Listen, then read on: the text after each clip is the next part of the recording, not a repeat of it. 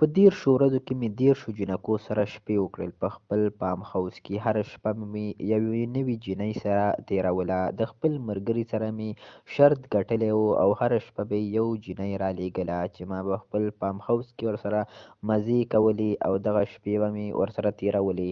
په 10 ورځو کې مې 13 جینکو سره شپې وکړلې. په اخرۍ شپه چې کومه جینۍ راغلله نو په مخ باندې عجیبه شانتې خندا وه او یو عجیبه جینۍ وه او یو عجیبه شانتې سکون یې په مخ باندې و.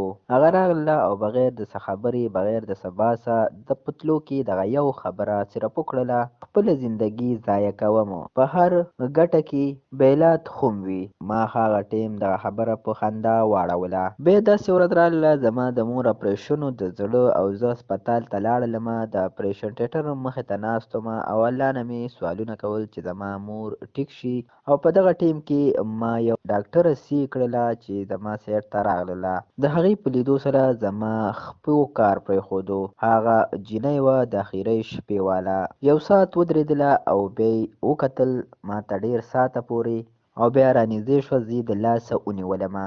په سترګو کې سختي وه، په زړه کې درد هم و او ما ته یې دا وویل چې تا د دنیا نه یو لوبه جوړه کړې ده. د هغه خلکو زړه، عزت او خوب ستا دپاره د لوبو څیزونه دي. نن ستا مور هم زما په لاس کې ده او که زه غواړم نو تا ته به اوس د ګټې خوند زه دلته وښایم. او زه ډېر زیات ویرېدلم.